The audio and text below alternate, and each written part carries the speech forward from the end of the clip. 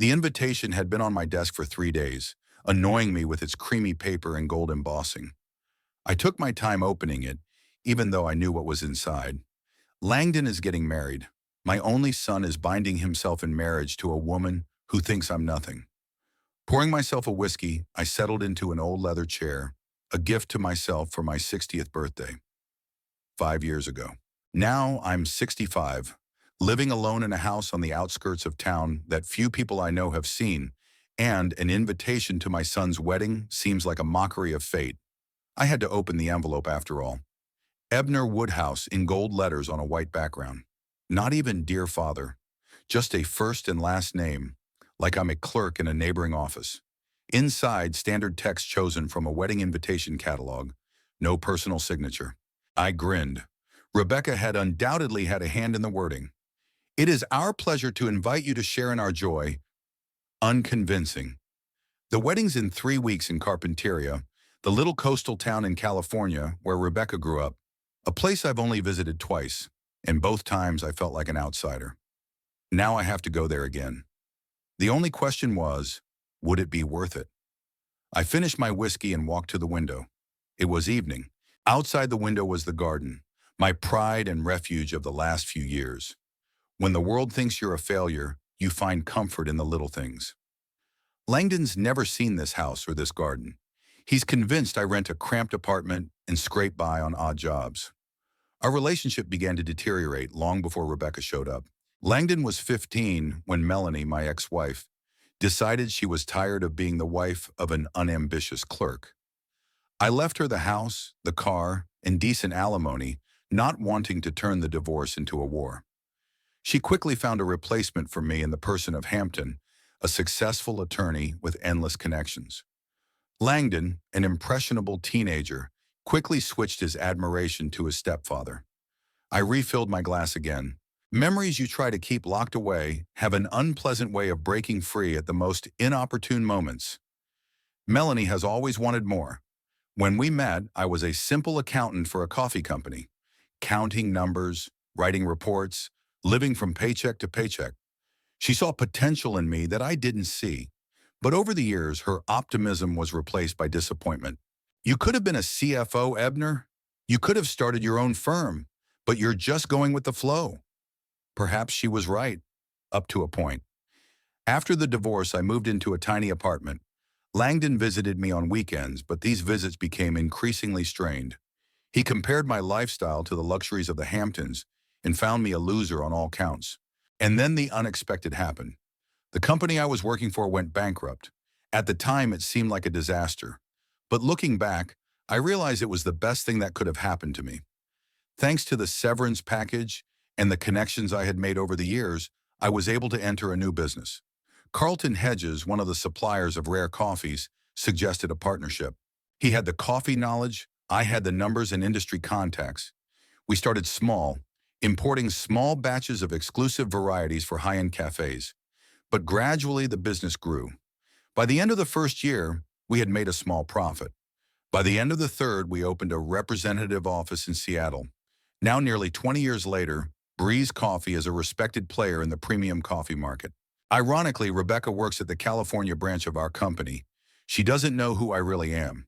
To her, I'm just Langdon's father, a loser who never accomplished anything. Carlton and I initially decided to keep a low profile.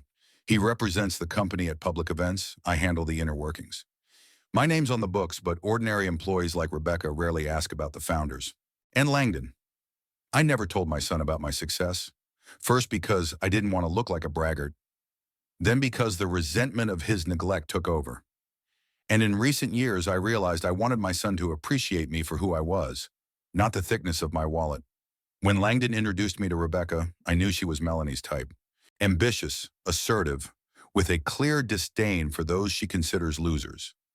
She took one look at my apartment at the time. I rented it for occasional visits with my son, and immediately drew conclusions. From then on, each of our meetings turned into a subtle game where she demonstrated superiority and I pretended not to notice her condescension. Langdon's visits gradually became less frequent. He called on birthdays and Christmas, sent cards, but there was no real communication between us. Rebecca had skillfully driven a wedge between us, and I'd let it happen. I walked back to the chair and picked up the invitation.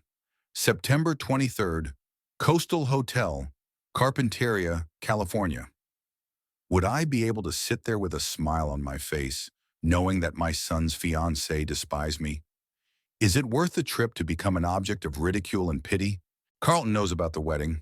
He's invited too, as Rebecca's boss, not as my partner. We've decided to keep our business relationship a secret. It's going to be an interesting game. I dialed the number. Carlton answered after the second ring. Ebner, have you made your decision? Not yet. I'm not sure I'm ready for this farce. Look, Carlton's voice was his usual judicious self. This is your only son's wedding. Whatever you think of his choice, you have to be there. So Rebecca can once again demonstrate how pathetic I am? I snorted. Maybe it's time to reveal the cards, Carlton suggested. 20 years was enough time to play hide and seek. I shook my head, though he couldn't see it. This isn't about Rebecca. This was about Langdon. He should want to have a relationship with me, not because I'm suddenly rich, but because I'm his father. But you're depriving him of that choice by hiding the truth. Carlton was right, as usual, but to admit it was to admit that I had been acting out of pride and resentment for the past 20 years, not out of noble motives. I'll think about it, I answered, and ended the call. The whiskey in my glass was finished, but the memories kept coming in waves. The first years after the divorce, when Langdon was still a teenager, his gradual estrangement, our awkward encounters, his enrollment in college. I'd paid his tuition through fake accounts so he'd think Hampton was doing it. His first job, which he got thanks to my hidden recommendations. My secret pride in his success and the pain of not being able to share it openly. Now he's marrying a woman who despises me, and he's probably only inviting me to the wedding out of a sense of duty, or maybe Rebecca insisted, so she could demonstrate once again how far she'd come and how low I'd fallen. I glanced at the invitation again. Maybe it was time to put an end to this game, show them who I really was, or to walk away definitively, recognizing that some bridges had been irrevocably burned. The decision came out of the blue. I'm going to that wedding, not to make a scene or to avenge years of neglect, but just to see my son swear eternal love to the woman of his dreams, even if that woman only sees me as a loser. I picked up a pen and filled out the RSVP card enclosed in the invitation. I gratefully accept your invitation. This might be the last time I see my son, perhaps the beginning of a new chapter in our relationship. Either way, I'll be there. Putting the completed card in the envelope, I headed for the kitchen. Tomorrow I'll send a reply and start preparing for the trip, for the wedding, which could be either the final point or a new beginning for me. Carpinteria greeted me with a sea breeze and the smell of salt. The coastal California town, sandwiched between the ocean and the mountains, seemed frozen in time. I got out of the cab outside the small Palm Cove Hotel, a place cozy enough not to evoke pity, but also not expensive enough to generate unnecessary questions. First time in Carpinteria? The porter, an older man with a tan face and graying temples, asked. No, I've been here a couple times, I answered.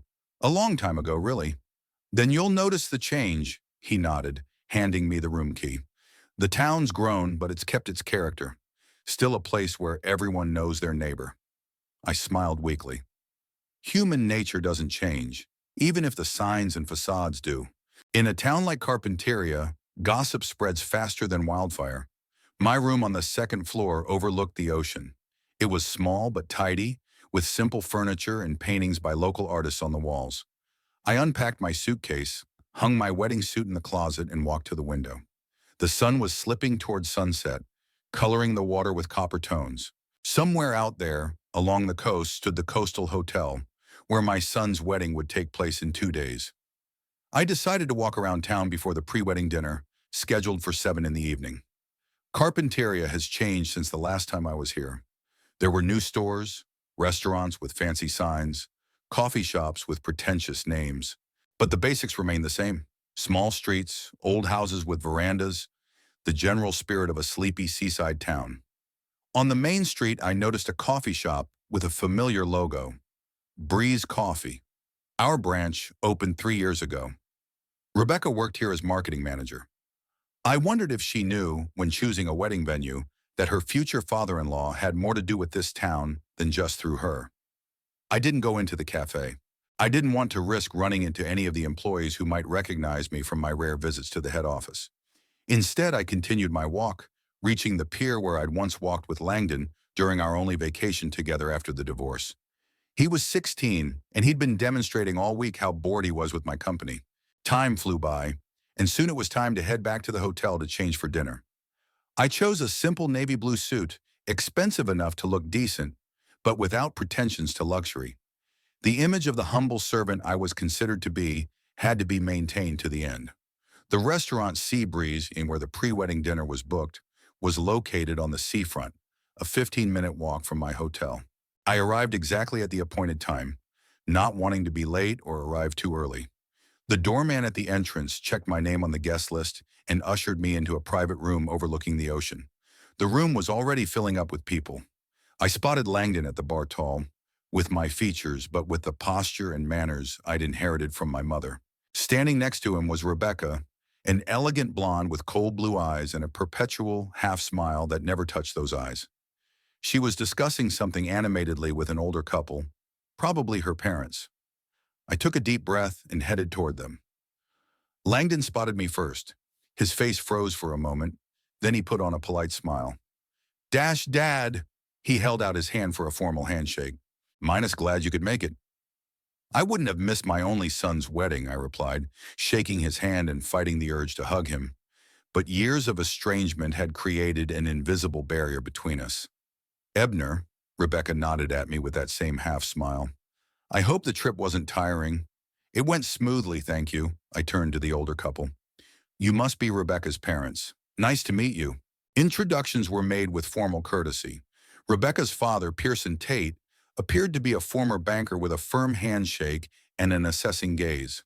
Her mother, Eleanor, exuded the same cold charm as her daughter. "Dash Langdon tells us you work ... Pearson paused, clearly trying to remember or phrase it more gently. "In consulting," Rebecca quickly inserted, "freelancing." "Right, Ebner." Her tone was condescending, as if she were talking about the failed career of a teenager, not the life of a grown man. "You could say that." I allowed myself a slight smile. "I prefer a flexible schedule." "Stability is a rare quality these days," Pearson said with barely concealed disapproval. "So is the ability to adapt," I countered. Langdon coughed nervously. "Dad, let me introduce you to the other guests."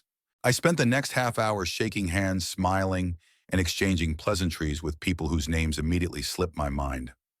Langdon's friends, Rebecca's co-workers, distant relatives on both sides. I could feel the stares on me, curious, appraising, sometimes pitying. The groom's father, about whom no one really knows anything, a strange old man who was invited out of politeness. Among the guests, I noticed a few familiar faces, employees of Breeze Coffee, people I'd seen at corporate events where I'd attended incognito as Carlton's consultant. None of them recognized me as the co-owner of the company, which wasn't surprising. I was rarely in the office and kept a low profile. I was contemplating the irony of the situation when I heard a familiar voice, "Ebner Woodhouse." I don't believe it. As I turned around, I saw Fielding Price, my old friend and one of the few people who knew the truth about my situation. Fielding, formerly an investment banker and now a mergers and acquisitions consultant, had helped Carlton and me in the early days of the business. "Fielding," I said, genuinely pleased as I shook his hand. "I didn't expect to see you here." "I did," he winked. "I knew you wouldn't miss your son's wedding, no matter how difficult your situation." Fielding was one of the few people who knew about my complicated relationship with Langdon and Rebecca. "How did you end up here?" I asked. "Oh, I know Rebecca's parents," he explained. "Pearson and I were on the board of directors of a bank in Santa Barbara together years ago. When I got the invitation and saw the groom's name, I knew it was your son. I decided to come to lend moral support to an old friend. I was touched by his gesture, though I didn't show it." "Appreciate it, Fielding. I feel like a fish in the wilderness here." "More like a shark pretending to be a sardine," he chuckled. "You know, this situation is worthy of a Shakespearean play.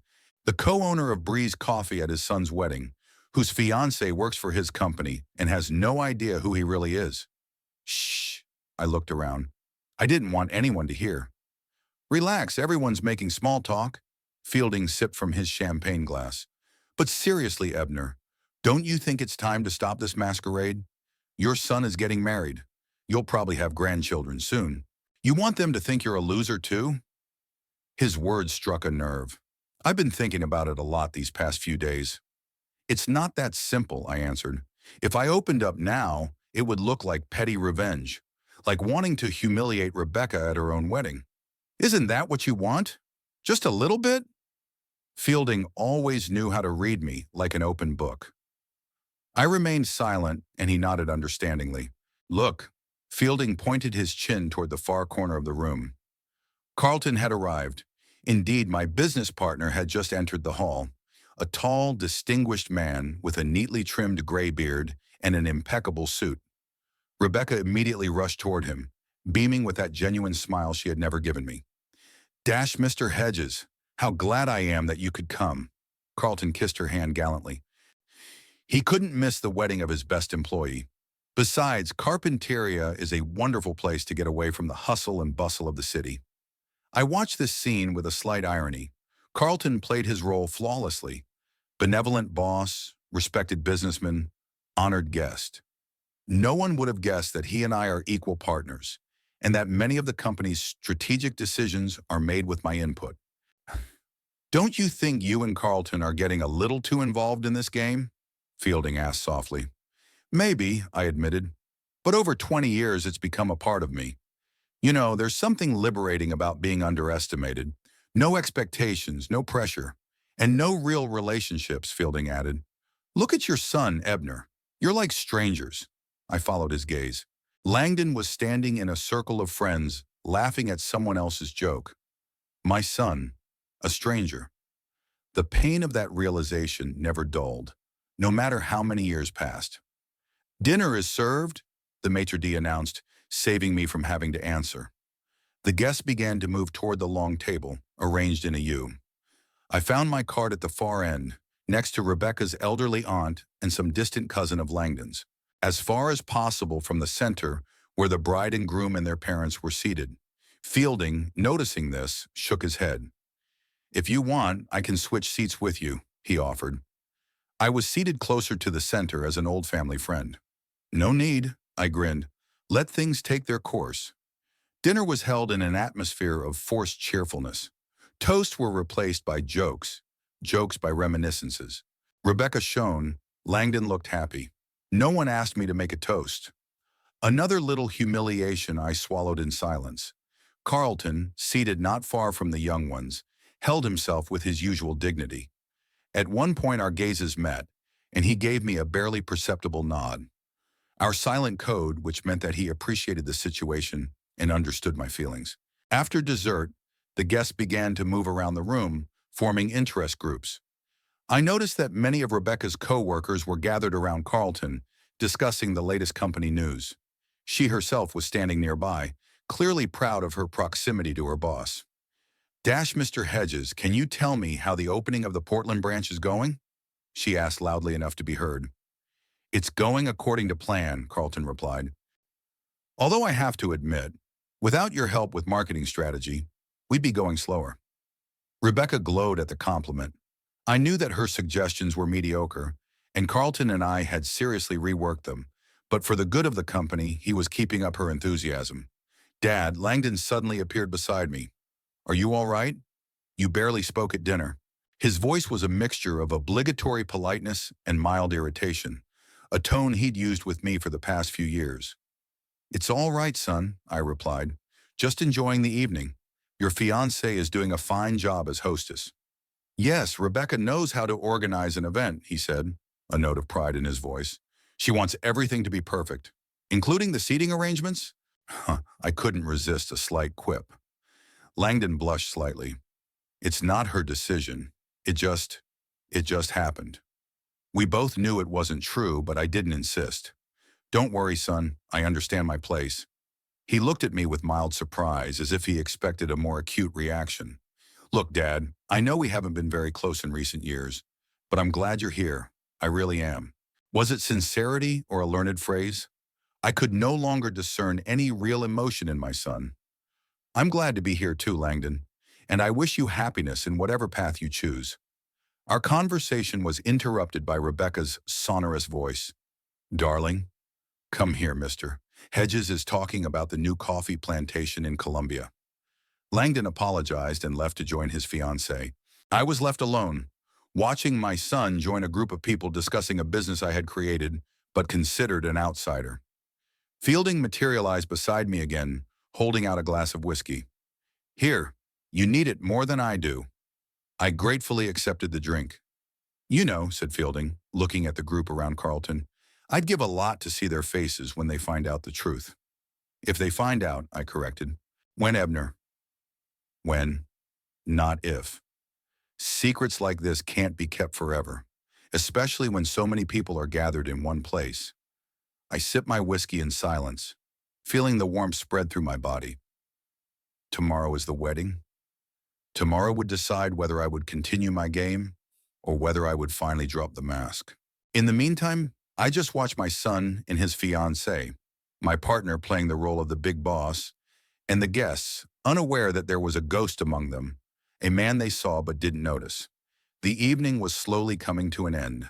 The guests began to leave, wishing the young people happiness and promising to see them tomorrow at the ceremony. I was about to leave too, when Fielding put his hand on my shoulder. Don't go yet. Let's go have another drink. I think we both need it. The morning of the wedding day was surprisingly clear for September. The sun was slowly rising over the ocean, coloring the sky a soft pink. I stood at the window of my hotel room, watching the city awaken. Somewhere out there, at the coastal hotel, my son was preparing for the most important day of his life, without me by his side. Last night's pre-wedding dinner left a bitter residue. Langdon's coldness, Rebecca's condescension, the curious stares of the guests, all of it had only reinforced my decision. Tonight I would put an end to this farce, not for revenge, but for the truth that had remained hidden for too long. I carefully dressed in a gray suit, bought especially for the occasion. Not too expensive, so as not to be out of character, but elegant enough for the father of the groom. As I tied the tie, I remembered teaching Langdon how to do it before his first school dance. He was 14, and he was still letting me be a father. There was a knock on the door. When I opened it, I saw Fielding with 2 glasses of coffee. Figured you'd need some reinforcements before the battle, he said, holding out one of the glasses to me. Breeze coffee, by the way. Your own blend. Thanks, I let him in and took a sip.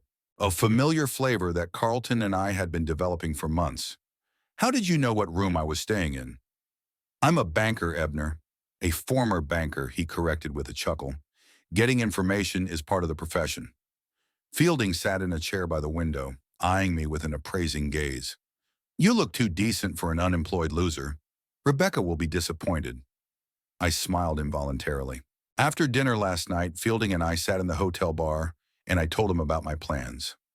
Do you think I'm doing the right thing? I asked, sitting down on the edge of the bed. Fielding thought for a moment. You know, in finance, there is a concept called the moment of truth, the point at which all the cards are laid on the table and it becomes clear who wins and who loses. You're having that moment today. Whether it's right or wrong is up to you. But remember, once the cards are revealed, the game cannot be replayed. I nodded. Fielding was right, as always. Today would change everything, and there was no turning back. It's time to go, I said, finishing my coffee. I didn't want to be late for my own son's wedding. The ceremony was to be held on the beach, in a specially equipped area of the coastal hotel. Fielding and I got there half an hour before the appointed time. The guests were already gathering, taking seats on white chairs arranged in rows on the sand. An archway decorated with flowers rose against the ocean. Everything looked immaculate. Rebecca had obviously spent a lot of time and money on the arrangements. I noticed Carlton chatting with the bride's parents. He was dressed in a dark blue suit and looked as personable as ever. When he noticed me, he gave a subtle nod, our usual way of greeting in public places. I was escorted to a seat in the 3rd row, not the first, where the closest relatives sat, but not the last either. Another little humiliation, which I swallowed in silence. Fielding sat next to me, though his seat was in another row. I'll keep you company, he whispered. I don't want to miss the show. The music heralded the beginning of the ceremony. Langdon appeared at the altar, nervously adjusting his bow tie. My son, so much like me at his age, but with his mother's proud posture. I felt a surge of pride, despite all our differences. The wedding march played and the guests rose. Rebecca walked down the aisle under her father's arm, wearing a white dress that must have cost a fortune. She was beautiful. There was no denying that. But in the line of her lips, in the cold gleam of her eyes, I saw the same calculation that Melanie had years before. The ceremony was short and touching. The exchange of vows, the rings, the first kiss as husband and wife. I watched it with mixed feelings. Joy for my son intertwined with the bitterness of realizing how much strangers we had become. After the ceremony, the guests moved to the hotel banquet room for the reception. The luxurious room overlooking the ocean was decorated in a nautical theme. White and blue colors, seashells, starfish. In the center was a long table for the newlyweds and their parents. My seat was at a separate table, along with Rebecca's distant relatives. Impressive, Fielding said, looking around. I wonder how much it cost. Rebecca's annual salary, I think, I replied, if not more. Which is what your company pays her, Fielding chuckled. Ironic. The waiters were serving champagne and hors d'oeuvres. I took a glass, but I didn't want to drink it. I wanted to keep a clear head for what was to come. Rebecca and Langdon went around the guests, accepting congratulations. As they approached us, I stood up. Congratulations to both of you, I said, trying to make my voice sound sincere. I wish you a long and happy life together. Thank you, Dad, Langdon replied, giving me a quick hug. A formality, nothing more. Yes, thank you, Ebner. Rebecca gave me her trademark half smile. It's so nice of you to be able to come. It must have been difficult financially. I ignored the stiletto. No expense is excessive for a son's wedding. She raised an eyebrow slightly, clearly doubting that I could even afford the road to Carpinteria. Then they moved on to the next guests. Patience, Fielding whispered, seeing me clench my fists. Soon.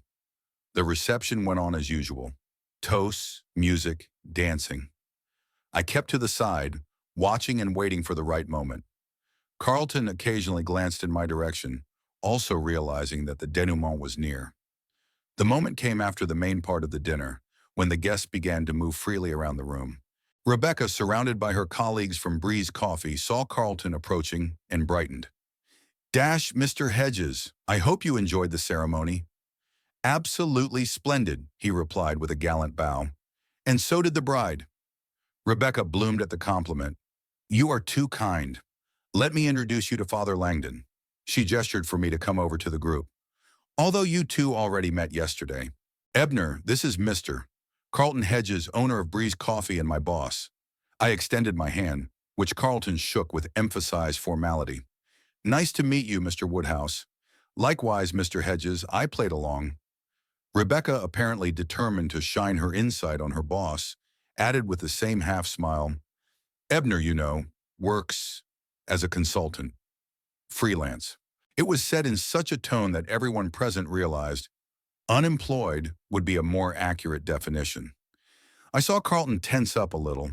He didn't like outright rudeness, even disguised as small talk. But Rebecca didn't stop there. Actually, Mr. Hedges, Ebner is one of those people who could never find his place in life. The kind of, unemployable loser, to put it bluntly. Isn't that right, Ebner? There was so much superiority in her voice that even some of her co-workers looked embarrassed. Langdon, standing nearby, turned slightly pale, but he didn't intervene, didn't defend his father. The moment of truth had arrived. Carlton looked at me, then at Rebecca, and suddenly he smiled openly, genuinely.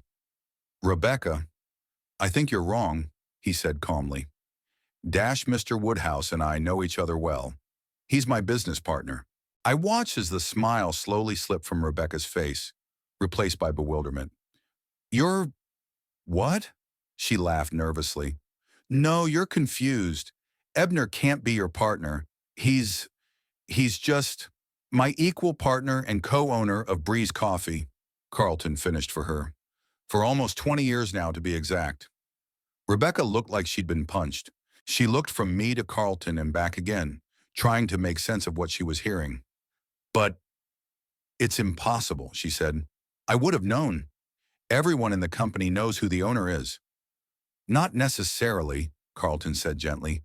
Some people prefer to stay in the shadows, for personal reasons. By now, a small crowd had formed around us. Langdon stood frozen with shock, his face growing paler and paler. Fielding watched from a safe distance, not hiding his satisfaction. It was time for my cue. I looked directly into Rebecca's eyes and said, Carlton, it's good to see you at my son's wedding. By the way, how do you like my idea of expanding into Northern California? I think our lovely Rebecca could head up a new branch in Santa Rosa if it weren't for her tendency to make snap judgments. There was absolute silence. Rebecca's face turned a shade of white that I had seen only in the paintings of the old masters. Langdon looked as if he'd been kicked in the butt. Rebecca's colleagues looked at each other in confusion. Carlton, always able to smooth over the awkwardness, laughed softly. Indeed, your idea of Santa Rosa is looking more and more attractive. Although I still think we should first establish ourselves in Eugene. He spoke as if we were discussing business matters in the office, not standing in the middle of a wedding reception amidst the shocked guests. Rebecca finally found her voice. This is some kind of joke, isn't it? Her tone was almost pleading. A prank for the wedding? I'm afraid not, I replied. I am indeed the co-owner of Breeze Coffee, ever since the company was founded. You can check the credentials if you don't believe me. But why? She exclaimed. Serum, why did you pretend to be a nobody? Because I wanted my son to appreciate me for who I am, not the size of my bank account. I looked at Langdon. Unfortunately, that didn't happen. Not with you or your mother. Langdon finally snapped out of his stupor. You lied to me, he said in a muffled voice. All these years. I haven't, I countered. I just didn't tell the whole truth. Isn't that the same thing? His voice shook with barely contained anger. No, son, it's not the same, I sighed. You never asked me about my work, about my life. You just took what your mother said on faith. And then what Rebecca said. Called by name, Rebecca flinched. Her face changed before her eyes. Shock replaced by realization, then anger, then cold calculation. So you've been doing this all this time, she stammered, apparently remembering all the disparaging comments she'd made about me over the years. You were my boss? One of your bosses, I corrected. Carlton is also involved in management. Carlton bowed slightly as if reintroducing himself. And you let me, Rebecca cut herself off, suddenly realizing that it was better not to list all her sins in public. I let you make up your own mind, I finished for her, and so did my son. Langdon shook his head as if trying to clear his thoughts. So you're rich? All this time? Not Warren Buffett, but yes, quite wealthy, I shrugged. Breeze Coffee is a profitable company. A company I've been working for 4 years, Rebecca said, as if she still couldn't believe it. And doing pretty well, I added. Although your last marketing plan needed some serious tweaking. Too conservative for the current market. She stared at me with a new shock. You were the one who rejected my plan? I was told the decision was made by the board of directors. The board is Carlton and I and 3 other partners, I explained. And yes, I voted against it. Nothing personal, just business. By now, the news had spread around the room, and all eyes were on our little group. I felt like an actor on stage, though I had never sought such attention.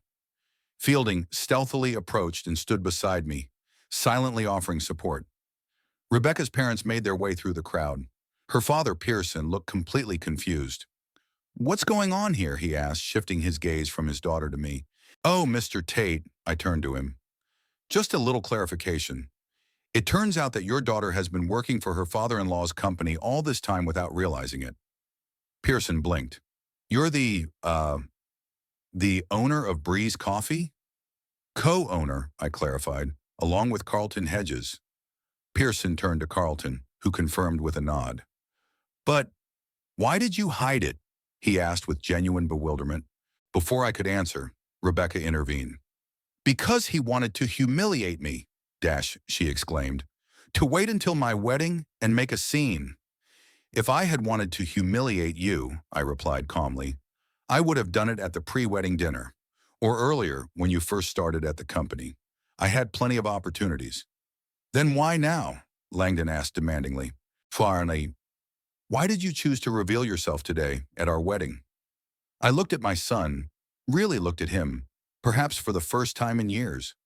I saw in him not only stubbornness and prejudice, but genuine incomprehension, the pain of a supposed betrayal. Because I'm tired of lying, I answered simply. Tired of being invisible in my own son's life. Tired of my daughter-in-law calling me a loser in front of people who know the truth. Just tired. The room became very quiet. Even the music seemed to quiet down, as if listening to our conversation. Langdon looked lost. Rebecca looked cornered. Carlton looked philosophically resigned. And me. I felt strangely relieved, like I'd shed a heavy weight I'd been carrying for 20 years. Huh. So you've been rich all this time? Rich? Langdon asked again, as if he couldn't quite grasp the thought. That's not the point, son. I shook my head. The point is that you let money and status determine how you treat me, just like your mother before you. You're not being fair, he objected. You built that wall between us with your own secrets? Maybe, I agreed. But you never tried to break through it. At that moment, Carlton intervened. I think there's a better time and place for family matters, he said diplomatically. We are at a wedding now, after all. Rebecca seemed to remember her role as hostess. She straightened up and tried to put a smile back on her face, though not very successfully. Of course, Mr. Hedges. You're absolutely right, she looked at me, her eyes a mixture of anger, confusion, and calculation. We'll discuss this later. In the family circle. I nodded, realizing that the moment of truth had passed. The cards had been dealt, and now we all had to live with the consequences. The guests, sensing that the dramatic moment had passed, began to disperse, returning to their interrupted conversations and dancing. But I knew that the main topic of discussion now would be the revelation of who I really was. Langdon was still standing in front of me, clearly unsure of what to say or do. We'll talk tomorrow, I told him. Today is your day, and I don't want to mar it any more than I already have. He nodded, still stunned. Rebecca took him under her arm, throwing me a look that clearly said, "This isn't over." I stepped back, allowing them to return to their guests. Fielding whistled quietly beside me. Well, that was impressive, he said, especially the part about Santa Rosa. Are you really planning to open a branch there? Maybe, I shrugged, but not with Rebecca at the helm. Carlton came over to us as soon as the newlyweds were far enough away. 20 years of partnership, and you still know how to surprise me, he said, shaking his head.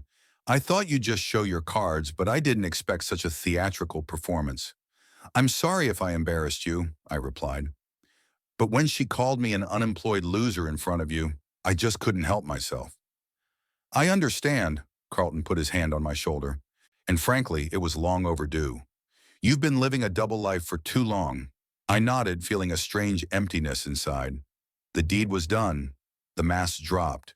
But instead of triumph, I felt only fatigue and uncertainty. What now? Fielding asked, as if he had read my thoughts. Now?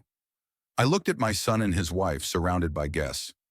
Now we live with the consequences of our decisions. All of our decisions. Carlton nodded with understanding. The storm is yet to come, my friend. They will not forgive you easily. I know, I replied, but at least now everything is built on truth instead of lies. We stood in silence, watching the wedding reception continue. The music played, the guests danced, and life went on. But for me and my family, nothing would ever be the same again. The cards were revealed and the game entered a new, unpredictable phase. After the revelation, the wedding reception continued, but the atmosphere changed. As if an invisible wave passed through the hall, dividing the guests into groups. Those who discussed what had happened in whispers, and those who carefully pretended that nothing had happened. I retreated to the far corner of the room, watching the drama unfold from the sidelines. Rebecca quickly pulled herself together. I had to hand it to her. The smile returned to her face, though it didn't reach her eyes. She spun around among the guests, accepting congratulations, laughing at jokes. But I noticed how, at times, her gaze rested on me, cold, calculating, re-evaluating. Langdon was holding himself with great difficulty. My son had never been able to hide his emotions, another trait inherited from me, not his mother. He smiled forcefully, responded inappropriately, and often touched his bow tie as if it were choking him. Several times I caught his gaze, confused, distrustful, accusing. "You're doing well." Fielding came up beside me, holding out a glass of whiskey, though I admit I was expecting more drama. "It's not night yet," I accepted the glass. "This is just the beginning." "And yet," my friend shook his head, "it was worth waiting 20 years for a moment like this. Have you seen Rebecca's face? Priceless." I took a sip. The alcohol burned my throat, but it didn't bring the relief I'd expected. "Strange," I said thoughtfully. "I'd imagined this moment 100 times. I thought I'd feel, I don't know, satisfaction, triumph, but all I feel now is emptiness." Fielding looked at me carefully. "Revenge rarely brings the satisfaction one expects, especially when you've waited so long." "It's not revenge," I objected. "Forskerity. It's more like justice. Dash. Call it what you want." Fielding shrugged. "But the result is the same. You've destroyed the image of the world they lived in. Now they'll have to build a new one, and they don't know if there'll be room for you in it." His words hit something deep inside. Did I really want to mend my relationship with my son, or just to prove that I'd been right all these years? Perhaps both reasons were intertwined so closely that I couldn't separate them myself. At that moment, I noticed Carlton talking to a group of Breeze Coffee employees. They were casting glances in my direction now and then, clearly discussing the news of who I really was. I wonder how their attitude toward me will change now. Will those who previously didn't notice my existence be ingratiated? "Your stock seems to have risen," said Fielding, following my gaze. "Yesterday you were a nobody, and today you're the big boss." "Except I don't want to be the boss," I replied. "Not to them. Not like this. I'd always preferred to stay in the shadows, doing strategy and finance, letting Carlton be the public face of the company. Now that role was being imposed on me, whether I wanted it or not. My attention was caught by movement at the main desk. Rebecca was having a heated discussion with Langdon, occasionally glancing in my direction. Their conversation was clearly not pleasant. She was gesticulating too violently for a bride on her wedding day, and he was just frowning, staring at the floor. "First family quarrel?" Fielding suggested. "Not a good start for a marriage. It's better to let them know the truth about each other right away," I said. "The later the disappointment occurs, the more painful it will be." "Speaking from experience." I nodded, remembering my marriage to Melanie. We were in love, young and naive. She saw potential in me that I didn't see in myself. And when she realized that potential wasn't being realized as quickly as she would have liked, the disappointment was too much for both of us. "I hope things work out better for them," I said quietly, surprised at the sincerity of the words. "Even after everything she said about you?" Fielding raised an eyebrow. "She's just ambitious. And looking out for her own interests," I shrugged. "That's not a crime. Besides, she makes Langdon happy. Or did until today." Fielding shook his head. "You're an amazing man, Ebner. After all the humiliation, you're still capable of generosity." Before I could answer, Pearson Tate, Rebecca's father, was coming toward us.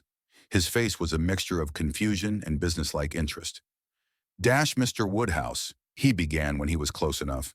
"Or perhaps I should call you—" "What? Partner Hedges?" "Just Ebner," I replied, "just like before." He nodded, clearly trying to readjust his communication with me. "I have to admit, your, revelation came as a shock to all of us, especially Rebecca." "I can imagine." I kept my tone neutral. "I hope it doesn't ruin the party." "Oh, she'll be fine," Pearson said with a wave of his hand. "My daughter is always quick to adapt to new circumstances. It's one of her strongest qualities." There was pride in his voice, and I thought that perhaps he'd instilled in Rebecca the hard-nosed, calculating nature that reminded me so much of Melanie. "But I was wondering," Pearson continued, lowering his voice, "is it true that you're considering expanding into Santa Rosa? I have a small business in that area, and perhaps we could discuss a potential partnership." So there you have it. Not even an hour after my identity was revealed, and he's already trying to capitalize on new family ties. "I'm afraid that was said in the heat of the moment," I replied dryly. "Any business matters are best discussed in the office, not at a wedding." Pearson blinked, slightly disconcerted by my cool response. Of course, of course. I just thought that now that we're related because of our children, I interrupted him. That doesn't automatically give us business privileges. Fielding coughed, hiding a chuckle. Pearson straightened, clearly hurt. Of course, I apologize for the inconvenience. He withdrew, leaving Fielding and me to watch the reception continue. Now, do you see why I kept it a secret? I asked. Oh, once people know you have money and influence, their attitudes change. I couldn't agree more. Fielding nodded. Although in Rebecca's case, the opposite happened. She looked down on you while she thought you were a nobody.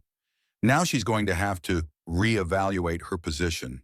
I looked at my sister-in-law again. She was now standing next to Carlton, radiating charm. Her posture, her smile, her gestures, everything said she was trying to repair the damage done to her career. Smart girl. Realizes that despite her family ties, her position in the company now depends not only on her professional qualities, but also on my attitude toward her.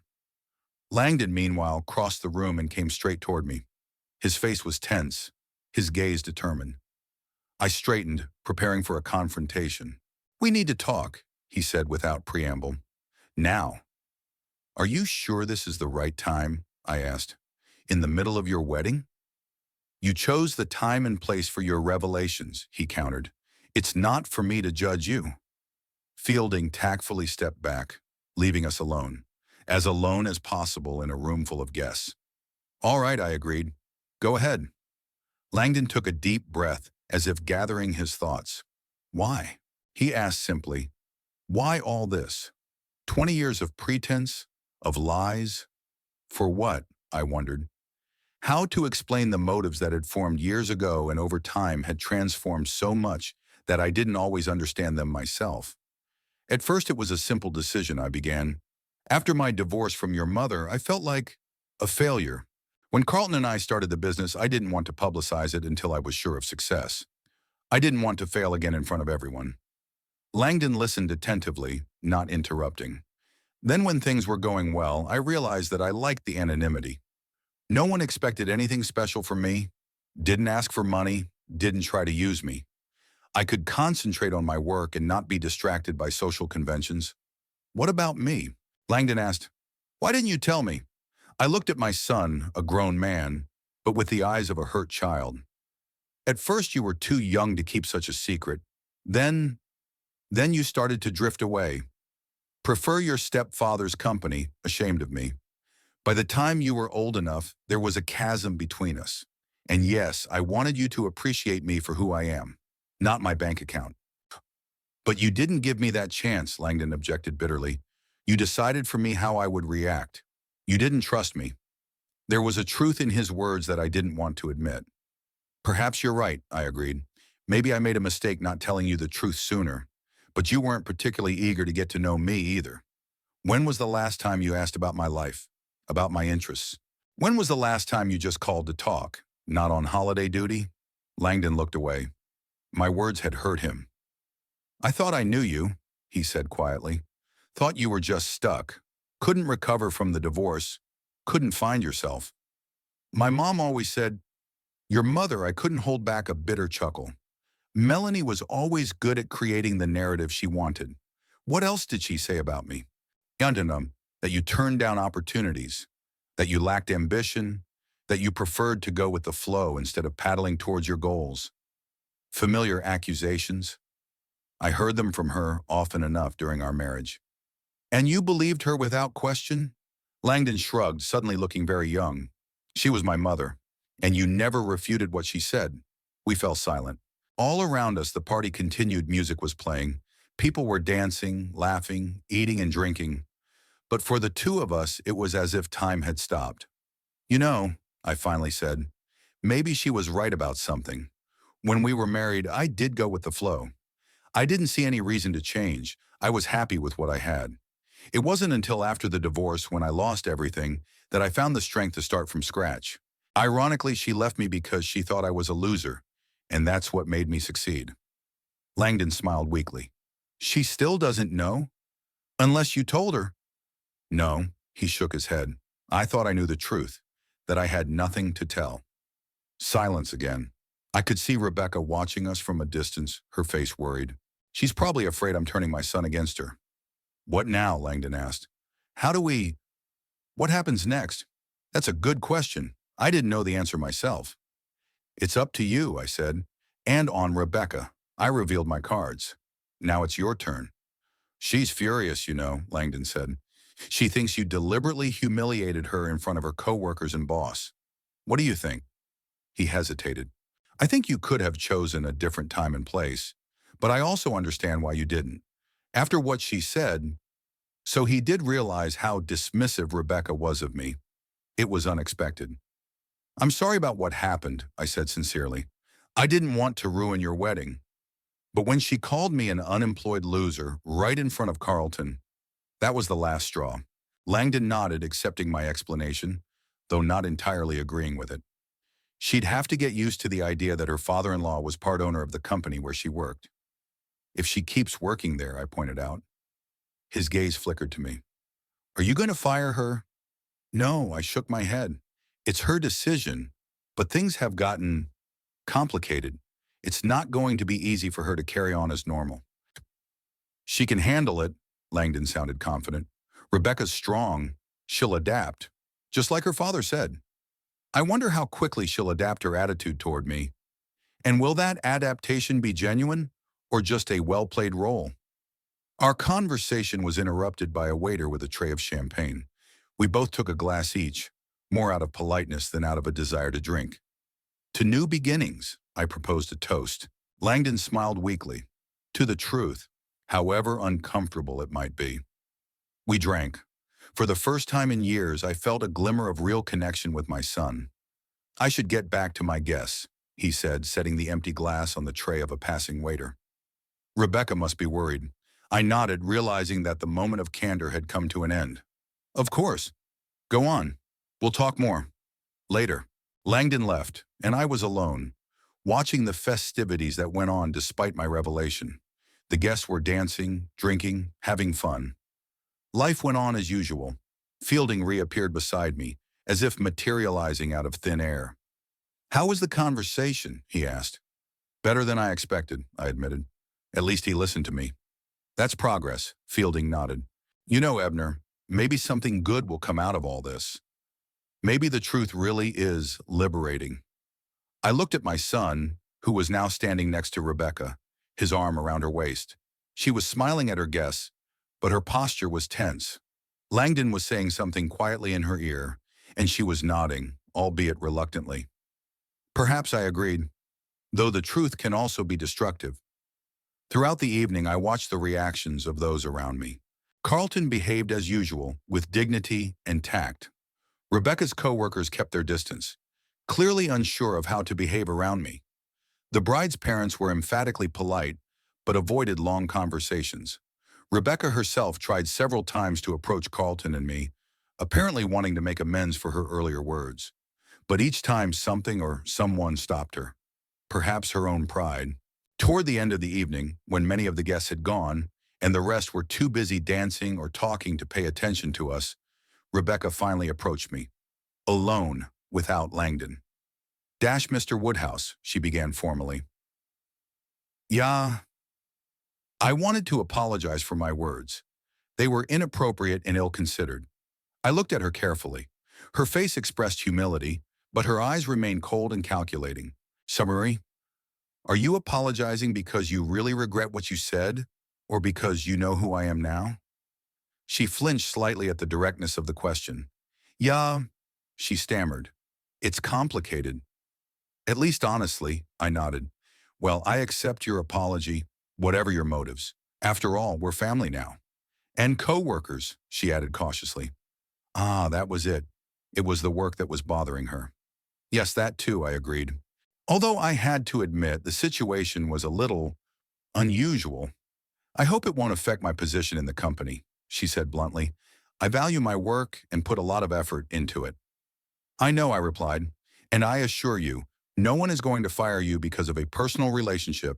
Your work will be judged on its quality, just as it has been in the past. She visibly relaxed. Thank you. I appreciate that. But I must warn you, I added. Now that the truth is known, some people may assume that any promotion you get is due to family ties rather than merit. That could complicate your professional life. Rebecca frowned, obviously not having thought of that aspect. I can handle it, she said firmly. I'll prove that I deserve my place. I'm sure you will, I smiled weakly. You've always been determined. It's one of the qualities my son appreciates in you. We both knew that wasn't the only thing that attracted Langdon. Her looks, her confidence, her social status all played a part. But now was not the time for such a discussion. He loves you, you know, she said abruptly. In spite of everything, he just doesn't know how to show it. Her words caught me off guard. Was it an attempt to soften me or a sincere observation? I love him too, I answered simply. I always had, even when we were far apart. Rebecca nodded, and for a moment something resembling understanding flashed in her eyes. Then she returned to her usual role. Well, I hope we can start with a clean slate, she said in a businesslike tone. As a family and as co-workers. I hope so, I agreed, though I wasn't sure if that was really possible. She nodded and walked away, joining Langdon, who was watching our conversation from a distance. He looked at her questioningly, and she said something quietly to him. Langdon shifted his gaze to me, and I saw a mixture of disbelief and hope in his eyes. The evening was coming to an end. The guests were leaving, wishing the newlyweds happiness. Carlton came to me to say goodbye. It's been an interesting day, he said with a slight smile. Not quite what I expected for your son's wedding. I'm sorry if I embarrassed you, I said. I wasn't planning on making a scene. It's okay. Carlton patted my shoulder. To be honest, I'm kind of glad the truth finally came out. We'd been playing this game for too long. Yeah, I agreed, too long. Fielding was getting ready to leave too. So, old fox, he said, hugging me goodbye. How does it feel after the exposure, I wondered. Strange, empty, like I dropped a heavy weight, but I didn't know what to make of the sudden lightness. It'll pass, he assured me. Soon you'll get used to being yourself. I was alone in the nearly empty hall. Langdon and Rebecca were saying goodbye to the last of the guests at the exit. Soon they would be leaving on their wedding trip 2 weeks in Hawaii, a gift from the bride's parents. I looked at my son and his wife and reflected on how strange life had turned out. For 20 years I had hidden the truth, thinking I was protecting myself and my loved ones. But in the end, I had only alienated them. Was it my fault?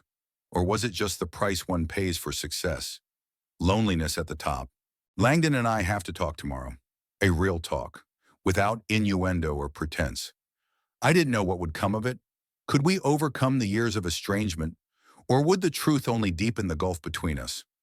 I stepped out onto the terrace. The night ocean rumbled below, waves crashing against the rocks. A cool breeze ruffled my hair. For the first time in years, I felt real. No masks, no pretenses. Just myself, Ebner Woodhouse, with my strengths and weaknesses, my successes and mistakes.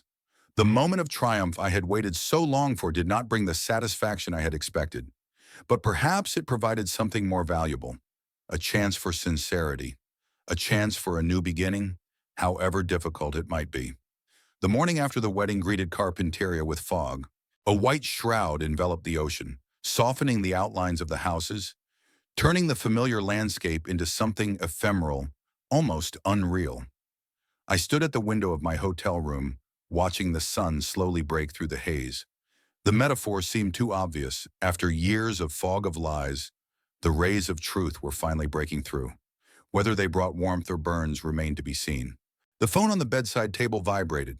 A message from Langdon. Can we meet at 11 at the Coastal Wind Cafe? We need to talk.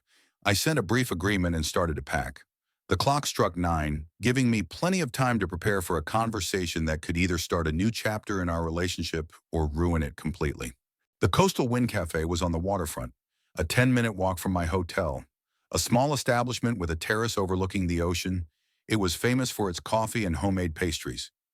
I arrived a little before the appointed time, chose a table in the corner of the terrace, secluded enough for a serious conversation, and ordered a cup of Americano. The coffee, as I expected, was excellent. Breeze Coffee had been supplying this place for several years. At precisely 11 o'clock, Langdon appeared on the doorstep.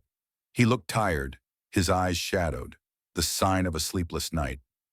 Not surprising, considering the circumstances. He caught sight of me, nodded briefly, and made his way to a table. "Good morning," I said when he sat down across from me. "How was your night?" A polite question, which he answered with a wry smile. "How do you think? It's not every day you find out that your father is a secret millionaire and co-owner of your wife's company." "Not a millionaire," I corrected automatically. "Just a wealthy man." "That's semantics, Dad." He waved his hand irritably. "The point is, you've been lying to me my entire adult life." The waitress came over to take our order, interrupting our conversation. Langdon ordered a double espresso, and when she stepped back, he continued from the same spot as if there had never been a pause. I spent half the night wondering what was real and what wasn't. My whole life was suddenly built on lies. The apartment you rented when I visited you, was that a sham? I nodded. I really did have such an apartment. I kept it especially for meetings with you, but I lived somewhere else. And my alimony? College tuition? His voice was getting more and more strained. You let me think it was all paid for by the Hamptons.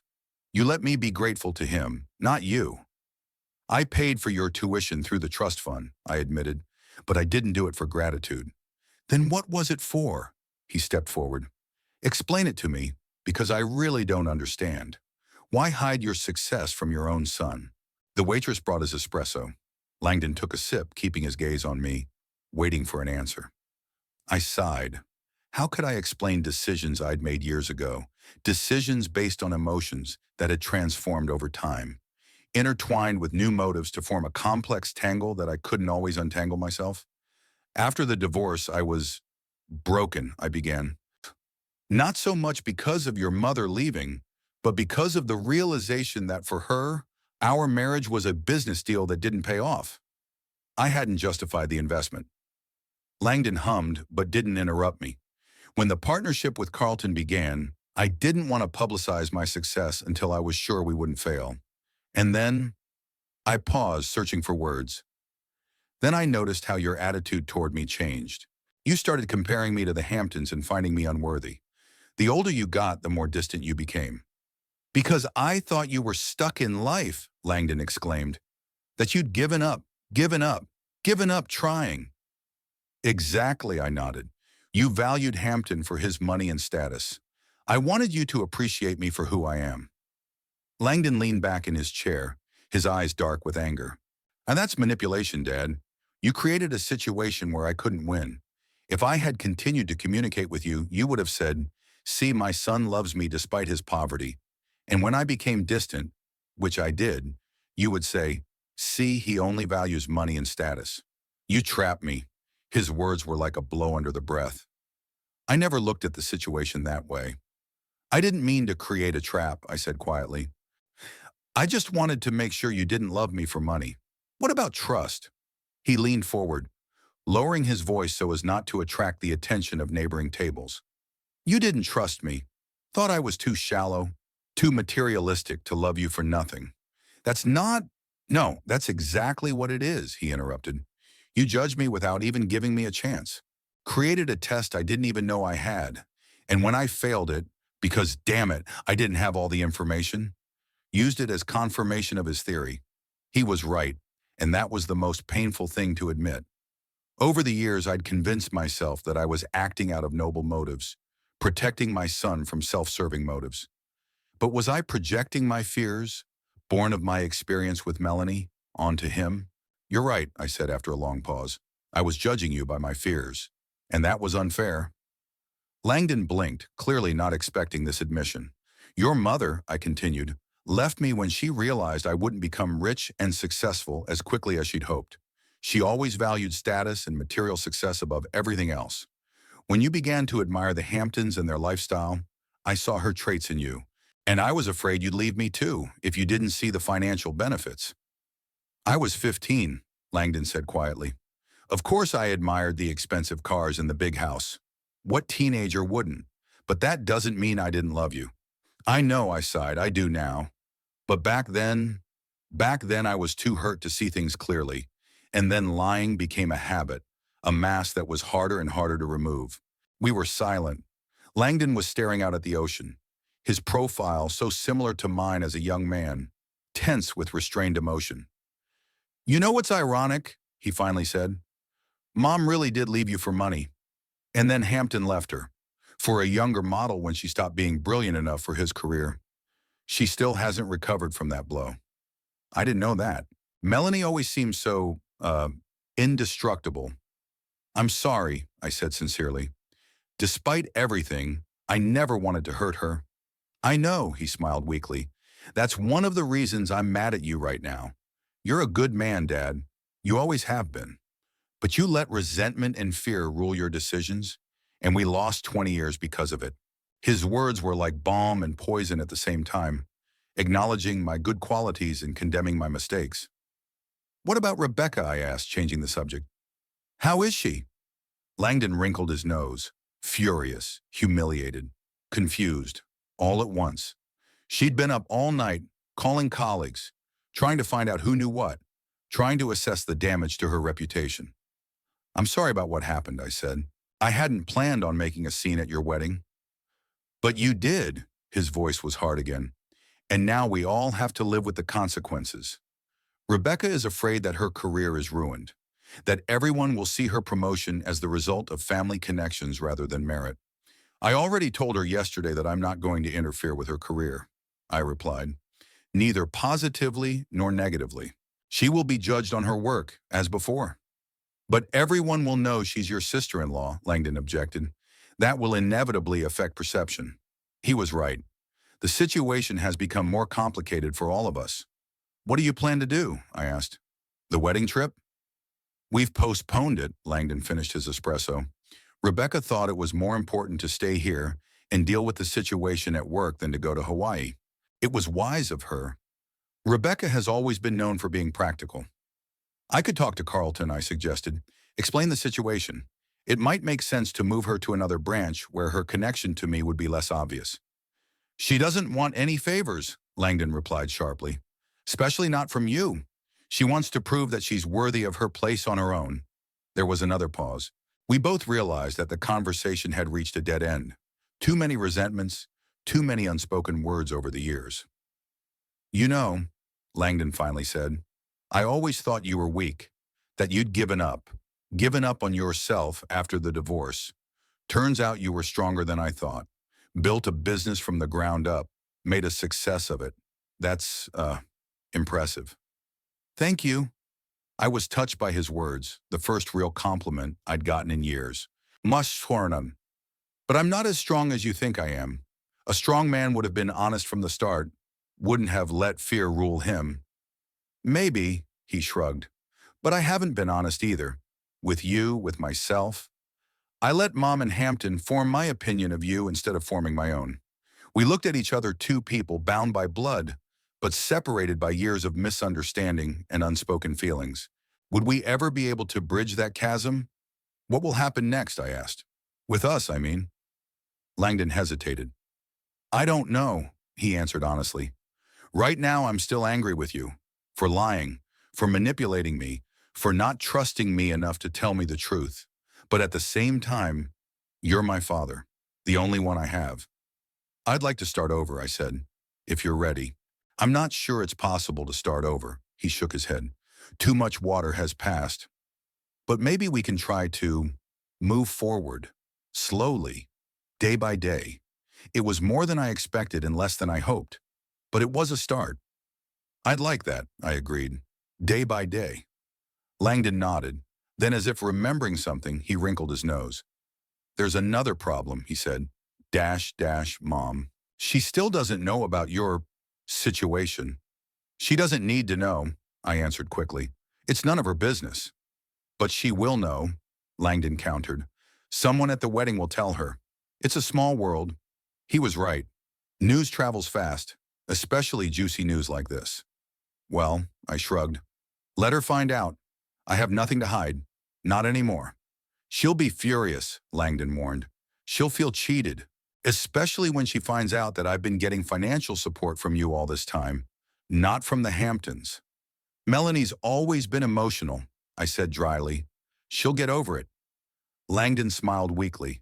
You know, sometimes I see her traits in you. The same stubbornness, the same pride. Maybe that's why you two couldn't get along. I never thought of it that way. But maybe he was right. Melanie and I were too similar in some ways, too different in others.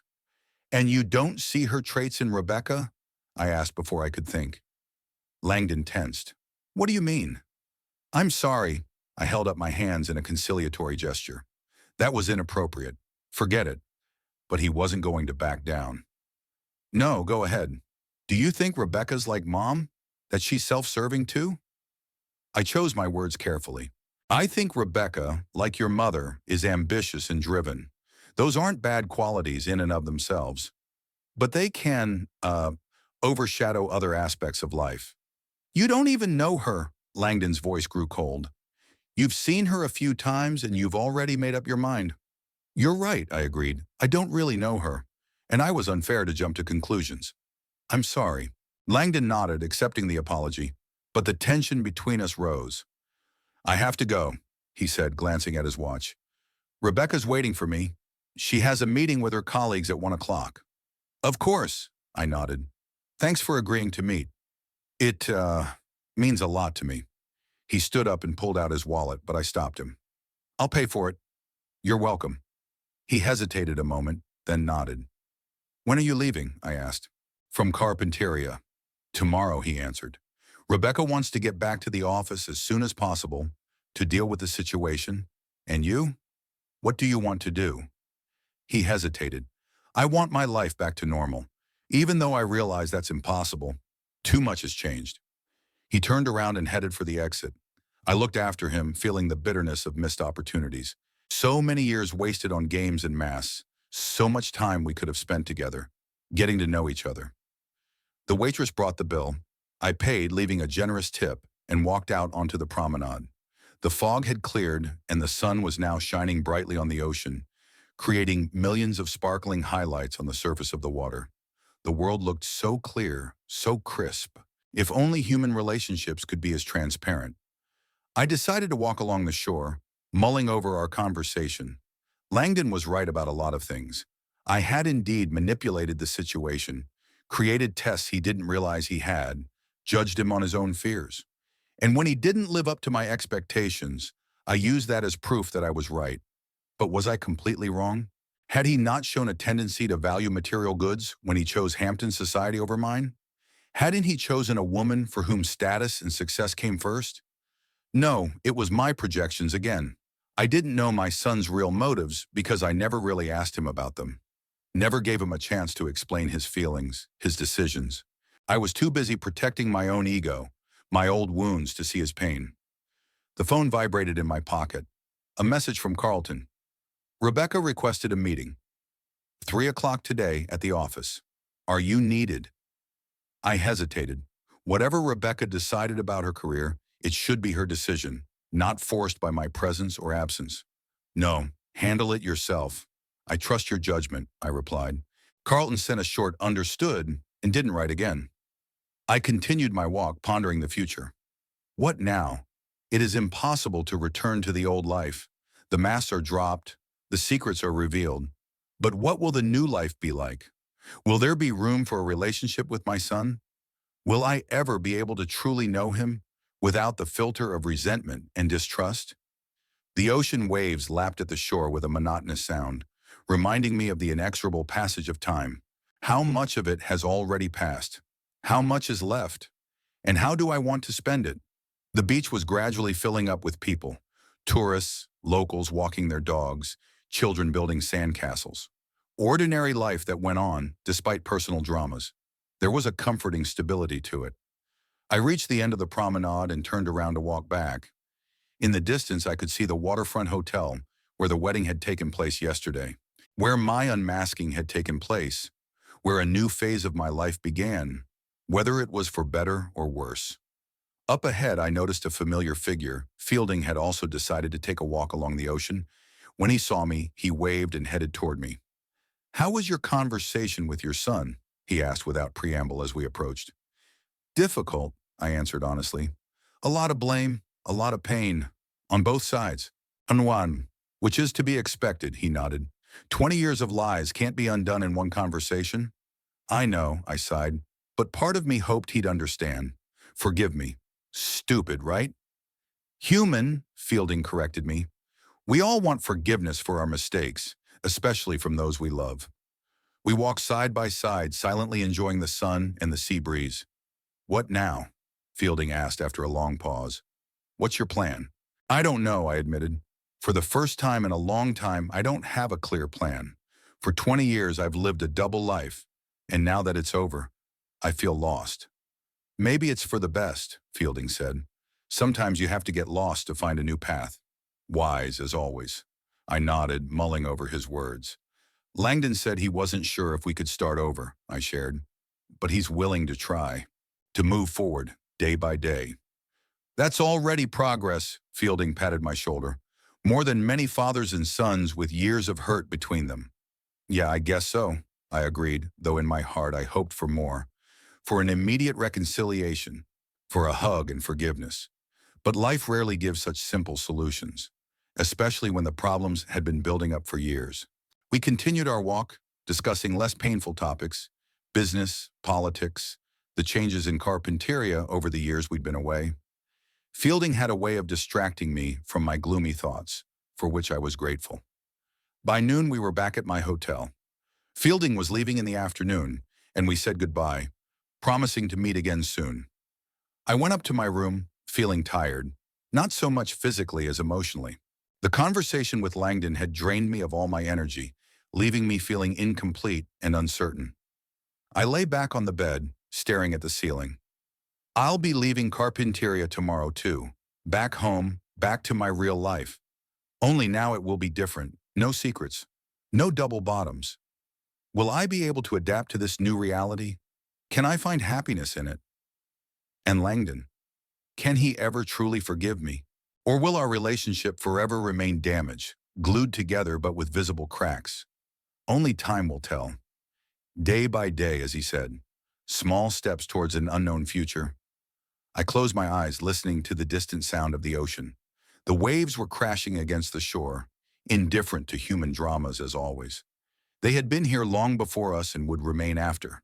There was something comforting in that thought, a reminder of how small our problems are on the scale of eternity.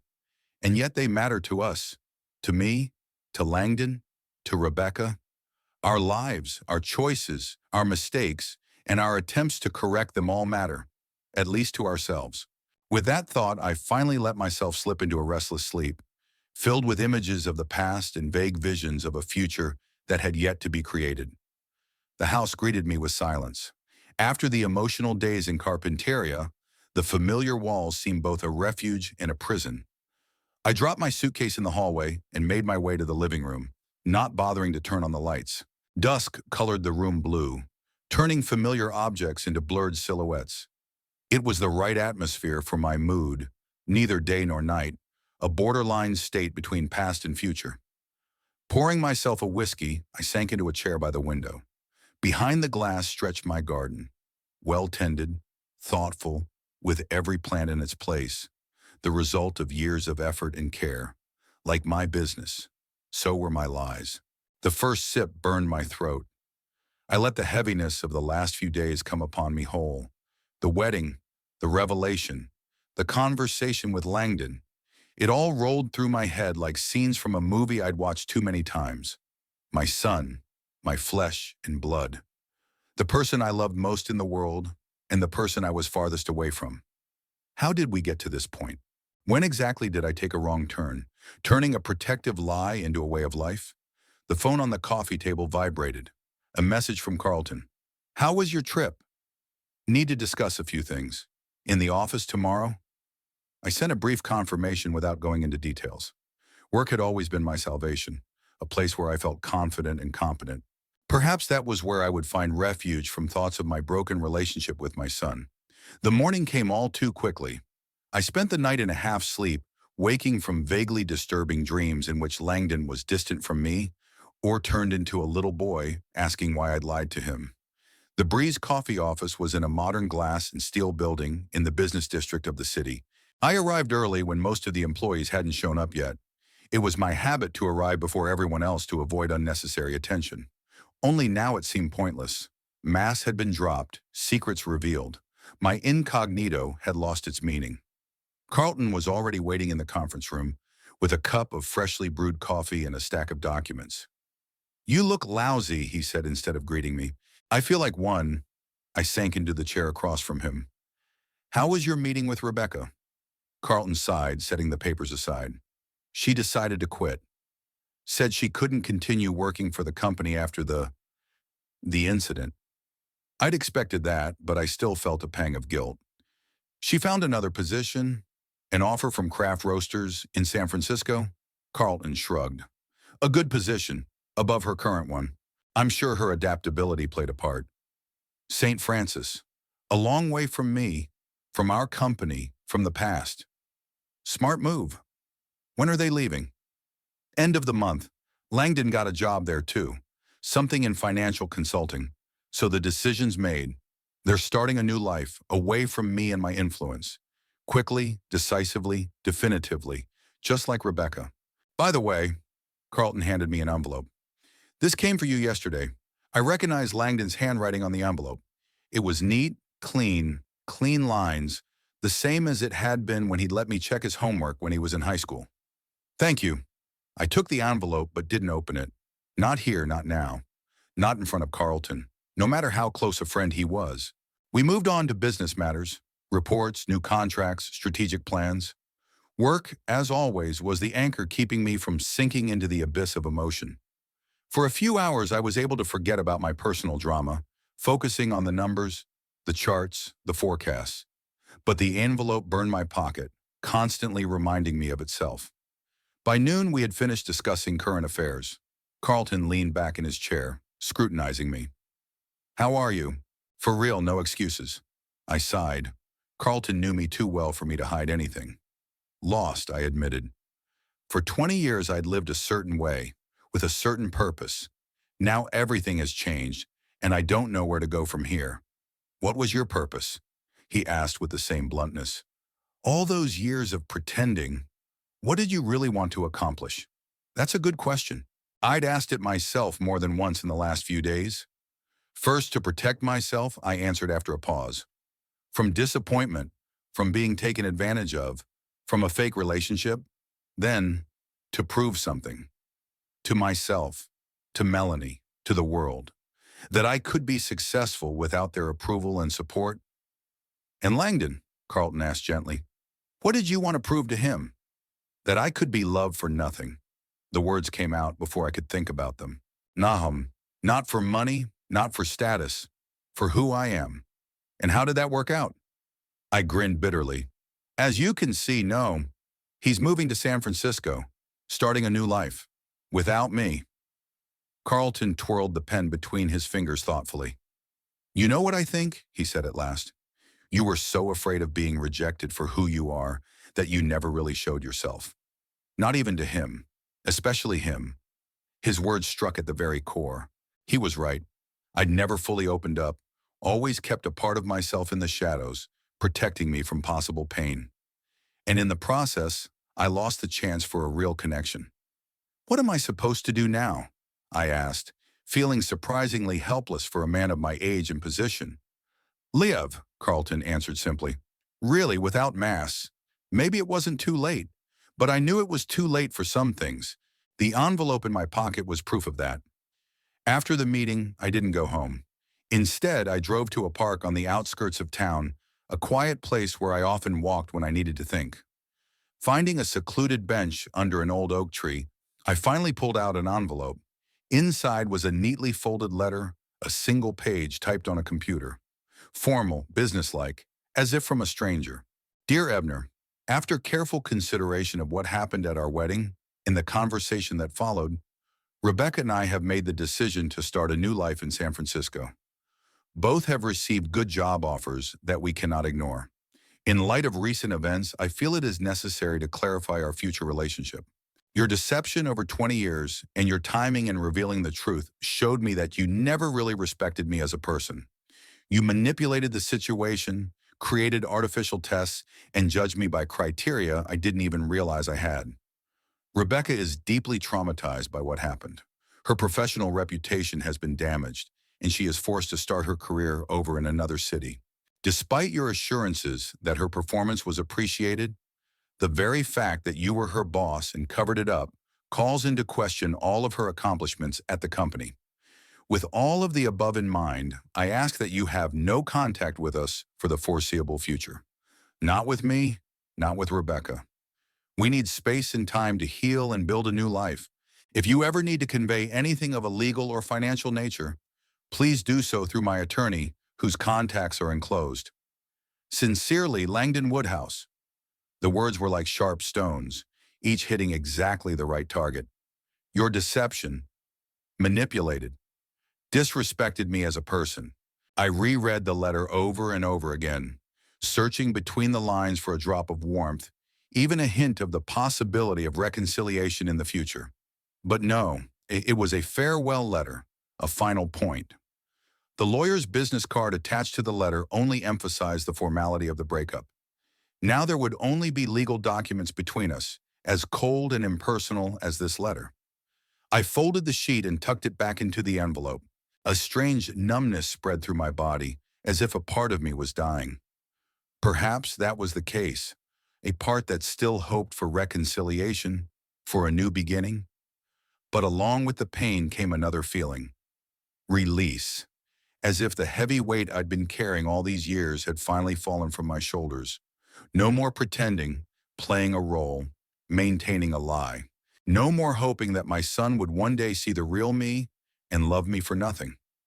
All the cards were revealed, all the masks dropped, and the result was in front of me, in this cold, formal letter. Well, so be it.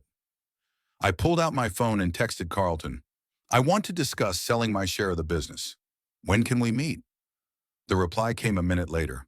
Are you sure? Don't make any hasty decisions. I'm sure. Time to move on. A decision that seemed unthinkable just yesterday was now the only logical one. Breeze Coffee was part of my old life, a life built on lies and secrets. If I wanted to start over, for real, I needed to let go of everything that tied me to the past. I got up from the bench and walked slowly down the park path. Autumn colored the leaves red and gold, reminding me of the inevitability of change. Nature does not resist the change of seasons, does not cling to the past. It embraces the new and moves forward. Perhaps it is time for me to learn to do the same. Back home, I sat down at my computer and began researching options. Where could I go? What could I do? At 65, many people think about retirement, about taking a vacation after years of work. But that was impossible for me. Work has always been not only a source of income, but also the meaning of life. I needed a new direction, a new purpose. Maybe teaching? I've always loved sharing knowledge, explaining complex concepts in simple words, or counseling aspiring entrepreneurs. My experience in building a business from scratch could be useful for young, ambitious people. Or maybe something completely new, a different country, a different culture. I've always wanted to travel more, but business required constant presence. Now I would have both the time and the means. The possibilities seemed endless, and there was an irony in that. All my life I had been afraid of being rejected, limited, cornered. And now that my worst fears had come true, my son rejected me, my secrets revealed, I felt a strange freedom. Freedom to be myself, to make choices without looking back. A week later, Carlton and I signed a tentative agreement to sell my stake in the company. He didn't hide his disappointment with my decision, but he respected it. Are you sure you want to get out of the business completely? He asked as we shook hands after signing. We could find a compromise. You could stay on as a consultant, an advisor. No, I shook my head. I need a clean break, a fresh start. And where will you be headed? I smiled. Haven't decided yet. It's a big world. Europe, maybe. I've always wanted to live in Portugal, or Asia, Japan, Thailand. We'll see where the wind takes us. Carlton gave me a hug, a rare gesture on his part. Will you miss the coffee business? The business, maybe, I admitted. Definitely you. We're not saying goodbye forever, he reminded me. The world has gotten smaller since the invention of the internet, you know. I laughed, grateful for his attempt to lighten the moment. I promised to write and send exotic coffees if I find something interesting. Leaving home was easier than I thought it would be. In the years I've lived here, I've accumulated surprisingly few personal items to which I've been truly attached. A few books, photographs, a couple of paintings that I bought because they said something to my heart. Everything else was just stuff. Replaceable, forgettable. I decided to leave the house to a realtor to find a buyer or tenant. Furniture, appliances, most of my clothes. All of it was to be sold or given to charity. I planned to take only the essentials with me. Light luggage for a new life. In the evening, the day before I left, I went around the rooms saying goodbye to the space that had been my sanctuary for so many years. In the study, among the papers to be sorted out, I came across an old photograph. Langdon, about 6 years old, sitting on my shoulders at the zoo. We're both laughing, our faces so similar that there's no doubt of kinship. A happy moment from the past when everything was still simple. I stare at the picture for a long time, remembering that day. How Langdon was excited about the giraffe, how afraid of snakes, how he asked for ice cream even though he'd already eaten two, how he clung tightly to my neck as I carried him on my shoulders, tired after a long day of experiences. Suddenly I was so sad, so hurt, it was hard to breathe. All these years, all these missed opportunities, my son, my blood, now a stranger asking for no contact with him. I didn't notice the tears running down my cheeks. Hot, salty, they fell on the glass of the picture frame, blurring the image. I cried for lost time, for broken relationships, for the boy I loved more than life and yet couldn't keep close. When the tears finally dried up, I felt a strange calmness. It was as if the grief I'd been holding back all these days had finally found its way out. I carefully wiped the photograph, put it in the box of things I was going to take with me, and closed the lid. I was leaving in the morning. A new life awaited me, unknown, unpredictable, but my own. Without lies, without pretense, without masks. I didn't know where this path would lead me, but I was ready to walk it with an open heart. My son had chosen his own road, and it led in the opposite direction. I had to honor his choice, as painful as it was. Some rifts truly cannot be healed. Some bridges are burned irrevocably. All I could do was accept that and move on. At dawn, I took one last look at the house that was no longer mine and got into a cab. The driver asked where to take me. To the airport, I replied. A one-way ticket was waiting for me there.